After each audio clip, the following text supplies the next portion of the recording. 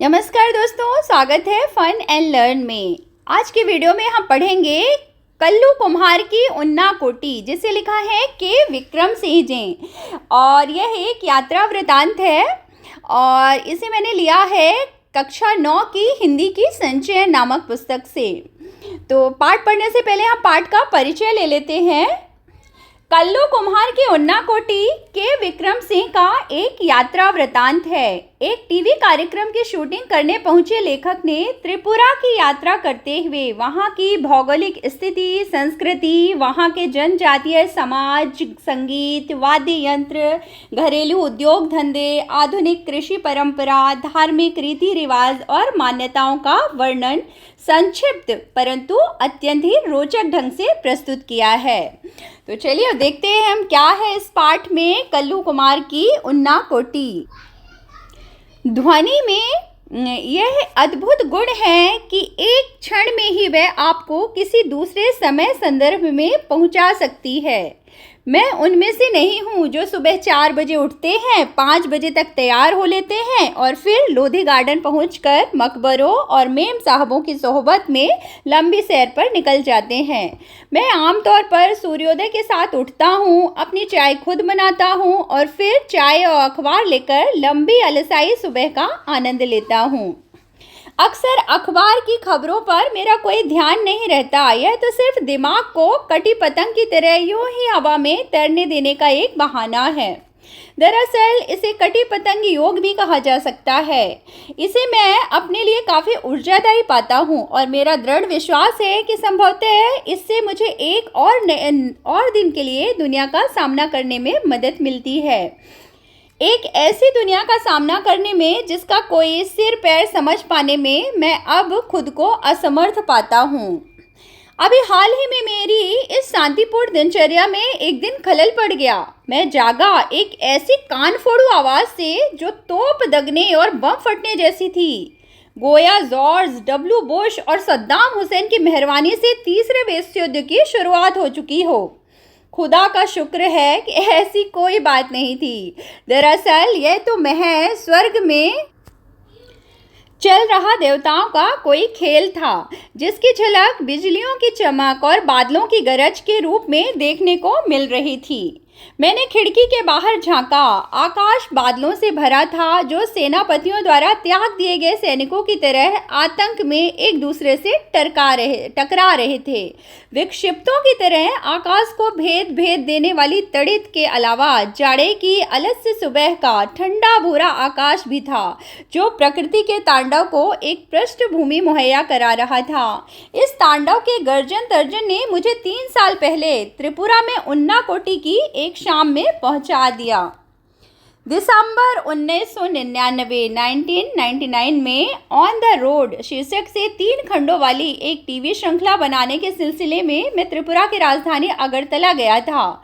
इसके पीछे बुनियादी विचार त्रिपुरा की समूची लंबाई में आर पार जाने वाले राष्ट्रीय राजमार्ग 44 से यात्रा करने और त्रिपुरा के विकास संबंधी गतिविधियों के बारे में जानकारी देने का था। त्रिपुरा भारत के सबसे छोटे राज्यों में से है। 34% से ज़्यादा की इसकी जनसंख्या वृद्धि दर भी खासी ऊंची है। 3 तरफ से यह बांग्लादेश से घिरा हुआ है और शेष भारत के साथ इसका दुर्गम जुड़ाव उत्तर पूर्वी सीमा से सटे मिजोरम और असम के द्वारा बनता है। सोनामुरा, बेलोनिया, सबरूम और कैलाश शहर जैसे त्रिपुरा के ज़्यादातर महत्वपूर्ण शहर बांग्लादेश के साथ इसकी सीमा के करीब हैं। यहाँ तक कि अगरतला भी सीमा चौकी से महज 2 किलोमीटर पर है। बांग्लादेश से लोगों की अवैध आवक यहाँ जबरदस्त है और इसे यहाँ सामाजिक स्वीकृति भी हासिल है। यहाँ की असाधारण जनसंख्या वृद्धि का मुख्य कारण यही है। असम और पश्चिम बंगाल से भी लोगों का प्रवास यहाँ होता ही है। कुल मिलाकर बाहरी लोगों की भारी आवक ने जनसंख्या संतुलन को स्थानीय आदिवासियों के खिलाफ ला खड़ा किया है। यह त्रिपुरा में आदिवासी असंतोष की मुख्य वजह है। पहले 3 दिनों में मैंने अगरतला और उसके इर्द गिर्द शूटिंग की, जो कभी मंदिरों और महलों के शहर के रूप में जाना जाता था। उज्जयंत महल अगरतला का मुख्य महल है, जिसमें अब वहाँ की राज्य विधानसभा बैठती है। राजाओं से आम जनता को हुए सत्ता हस्तांतरण को यह महल अब नाटकीय रूप में प्रतीकित करता है। इसे भारत के सबसे सफल शासक वंशों में से एक, लगातार 183 क्रमिक राजाओं वाले त्रिपुरा के माणिक्य वंश का दुखद अंत ही कहेंगे। त्रिपुरा में लगातार बाहरी लोगों के आने से कुछ समस्याएं तो पैदा हुई हैं, लेकिन इसके चलते यह राज्य बहुधार्मिक समाज का उदाहरण भी बना है। त्रिपुरा में 19 अनुसूचित जनजातियों और विश्व के 4 बड़े धर्मों का प्रतिनिधित्व मौजूद है। अगरतला के बाहरी हिस्से पैचारथल में मैंने एक सुंदर बौद्ध मंदिर देखा। पूछने पर मुझे बताया गया कि त्रिपुरा के 19 कबीलों में से 2 यानी चकमा और मूघ महायानी बौद्ध हैं। ये कबीले त्रिपुरा में वर्मा या म्यांमार से चटगांव के रास्ते आए थे। दरअसल इस मंदिर की मुख्य बुद्ध प्रतिमा भी 1930 के दशक में रंगून से लाई गई थी। अगरतला में शूटिंग के बाद हमने राष्ट्रीय राजमार्ग 44 पकड़ा और टीलियामुरा कस्बे में पहुंचे, जो दरअसल कुछ ज़्यादा बड़ा हो गया गांव ही था। यहाँ मेरी मुलाकात हेमंत कुमार जमातिया से हुई, जो यहाँ के एक प्रसिद्ध लोक गायक हैं और जो 1996 में संगीत नाटक अकादमी द्वारा पुरस्कृत भी हो चुके हैं। हेमंत कोकबारोक बोली में गाते हैं, जो त्रिपुरा की कबीलाई बोलियों में से एक है। जवानी के दिनों में वे पीपुल्स लिबरेशन ऑर्गेनाइजेशन के कार्यकर्ता थे, लेकिन जब उनसे मेरी मुलाकात हुई तब वे हथियारबंद संघर्ष का रास्ता छोड़ चुके थे और चुनाव लड़ने के बाद जिला परिषद के सदस्य बन गए थे। जिला परिषद ने हमारी शूटिंग यूनिट के लिए एक भोज का आयोजन किया। यह एक सीधा साधा खाना था, जिसे सम्मान और लगाव के साथ परोसा गया था। भारत की मुख्य धारा में आई मुंह जोर और दिखावेबाज संस्कृति ने अभी त्रिपुरा के जनजीवन को नष्ट नहीं किया है। भोज के बाद मैंने हेमंत कुमार जमातिया से एक गीत सुनाने का अनुरोध किया और उन्होंने अपनी धरती पर बहती शक्तिशाली नदियों, ताजगी भरी हवाओं और शांति का एक गीत गाया। त्रिपुरा में संगीत की जड़ें काफ़ी गहरी प्रतीत होती हैं।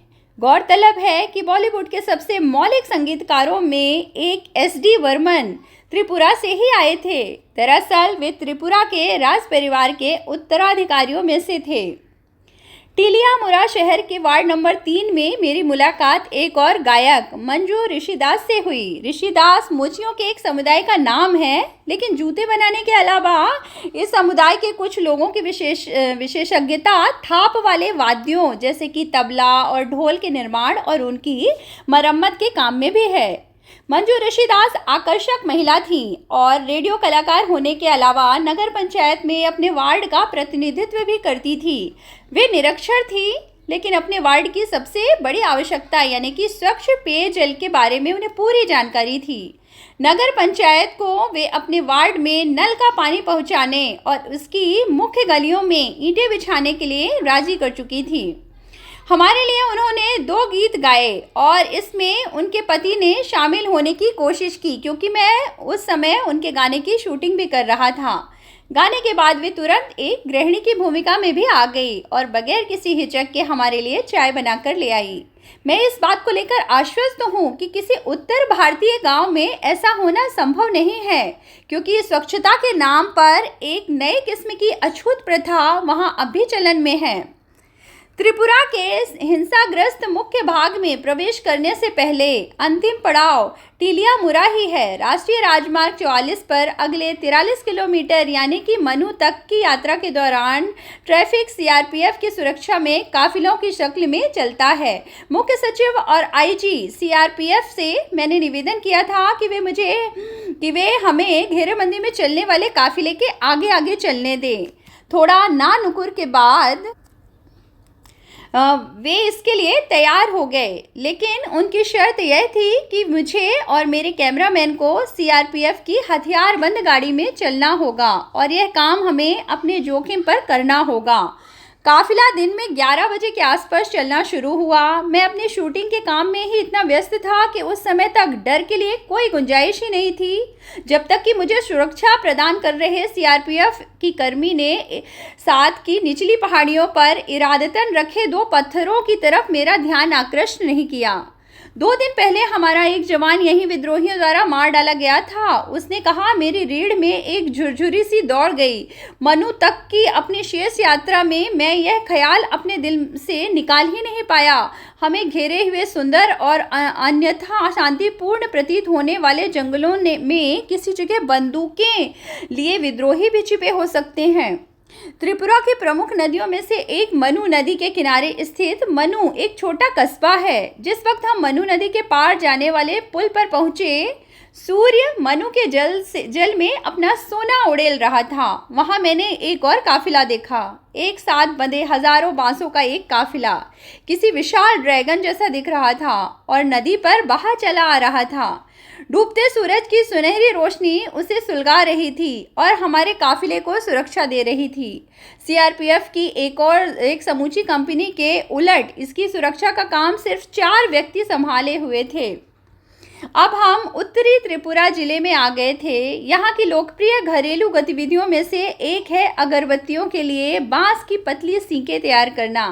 अगरबत्तियां बनाने के लिए इन्हें कर्नाटक और गुजरात भेजा जाता है। उत्तरी त्रिपुरा जिले का मुख्यालय कैलाश शहर है, जो बांग्लादेश की सीमा से काफ़ी करीब है। मैंने यहाँ के जिलाधिकारियों से मुलाकात की, जो केरल से आए एक नौजवान निकले। वे तेज तर्रार, मिलनसार और उत्साही व्यक्ति थे।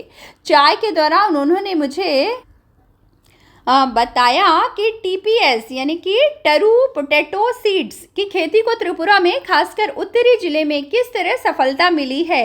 आलू की बुआई के लिए आमतौर पर पारंपरिक आलू के बीजों की ज़रूरत 2 मीट्रिक टन प्रति हेक्टेयर पड़ती है।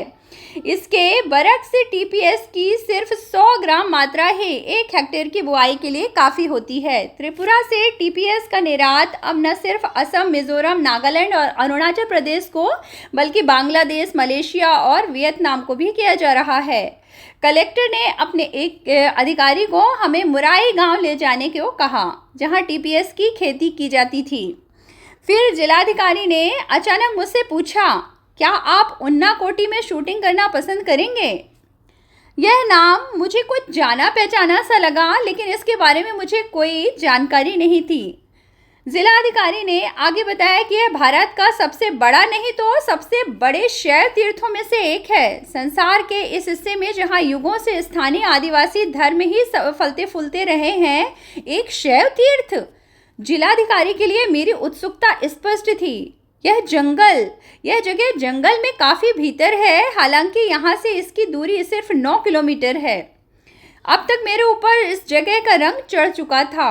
टीलियामुरा से मनु तक की यात्रा कर लेने के बाद मैं खुद को ज़्यादा साहसी भी महसूस करने लगा था। मैंने कहा कि मैं निश्चय ही वहाँ जाना चाहूँगा और यदि संभव हुआ तो इस जगह की शूटिंग करना भी मुझे अच्छा लगेगा। अगले दिन जिलाधिकारी ने सारे सुरक्षा इंतजाम किए और यहाँ तक कि उन्नाकोटी में ही हमें लंच कराने का प्रस्ताव भी रखा। वहाँ हम सुबह 9 बजे के आसपास पहुँच गए, लेकिन 1 घंटे हमें इंतज़ार करना पड़ा, क्योंकि खासे ऊंचे पहाड़ों से घिरी होने के चलते इस जगह सूरज की रोशनी 10 बजे ही पहुँचती है। उन्नाकोटी का मतलब है 1 कोटि, यानी 1 करोड़ से 1 कम, लेस देन 1 करोड़ से 1 कम। दंत कथा के अनुसार उन्नाकोटी में शिव की 1 कोटि से 1 कम मूर्तियां हैं। विद्वानों का मानना है कि यह जगह 10 वर्ग किलोमीटर से कुछ ज़्यादा इलाके में फैली है और पाल शासन के दौरान 9वीं से 12वीं सदी तक के 300 वर्षों में यहाँ चहल पहल रहा करती थी। पहाड़ों को अंदर से काटकर यहाँ विशाल आधार मूर्तियाँ बनी हैं। एक विशाल चट्टान ऋषि भागीरथी की प्रार्थना पर स्वर्ग से पृथ्वी पर गंगा के अवतरण के मिथक को चित्रित करती है। गंगा अवतरण के धक्के से कहीं पृथ्वी धसक कर पाताल लोक में न चली जाए, लिहाजा शिव को इसके लिए तैयार किया गया कि वे गंगा को अपनी जटाओं में उलझा लें और इसके बाद इसे धीरे धीरे पृथ्वी पर बहने दें। शिव का चेहरा एक समूची चट्टान पर बना हुआ है और उनकी जटाएं मान्यताएं दो पहाड़ों की चोटियों पर फैली हैं। भारत में शिव की यह सबसे बड़ी आधार मूर्ति है। पूरे साल बहने वाला एक जल प्रपात पहाड़ों से उतरता है, जिसे गंगा जितना ही पवित्र माना जाता है। यह पूरा इलाका ही शब्दशः देवी देवताओं की मूर्तियों से भरा पड़ा है। इन आधार मूर्तियों के अलावा अभी चिन्हित नहीं किए जा सके हैं। स्थानीय आदिवासियों का मानना है कि इन मूर्तियों का निर्माता कल्लू कुम्हार था। वह पार्वती का भक्त था और शिव पार्वती के साथ उनके निवास कैलाश पर्वत पर जाना चाहता था। पार्वती के जोर देने पर शिव कल्लू को कैलाश ले चलने को तैयार हो गए, लेकिन इसके लिए एक शर्त रखी गई कि उसे एक रात में शिव की 1 कोटि अर्थात 1 करोड़ मूर्तियां बनानी होंगी। कल्लू अपनी धुन के पक्के व्यक्ति थे की तरह इस तरह से काम में जुट गया कि जब भोर हुई तो मूर्तियां 1 कोटि से 1 कम निकली। कल्लू का नाम कल्लू कुम्हार नाम की इस मुसीबत से पीछा छुड़ाने पर अड़े शिव ने इसी बात को बहाना बनाते हुए कल्लू कुम्हार को अपनी मूर्तियों के साथ उनाकोटी में ही छोड़ दिया और चलते बने। इस जगह की शूटिंग पूरी करते शाम के 4 बज गए। सूर्य के ऊंचे पहाड़ों के पीछे जाते ही उनाकोटी में अचानक भयावना अंधकार छा गया। मिनटों में जाने कहां से बादल भी घिर आए। जब तक हम अपने उपकरण समेटे, बादलों की सेना गर्जन तर्जन के साथ कहर बरपाने लगी। शिव का तांडव शुरू हो गया था, जो कुछ वैसा ही था जैसा मैंने 30 साल बाद जाड़े की एक सुबह दिल्ली में देखा और जिसने मुझे एक बार फिर उनाकोटी पहुंचा दिया। तो ये थी कहानी नहीं, यात्रा वृतांत कल्लू कुम्हार की उनाकोटी के विक्रम सिंह जी का। तो कैसा लगा ये पार्ट? आप इस पार्ट को पढ़िए और समझिए, और बाकी का इसके प्रश्न उत्तर हम बनाएंगे अगले वीडियो में। तब तक अपना ख्याल रखिए। Take care, bye bye.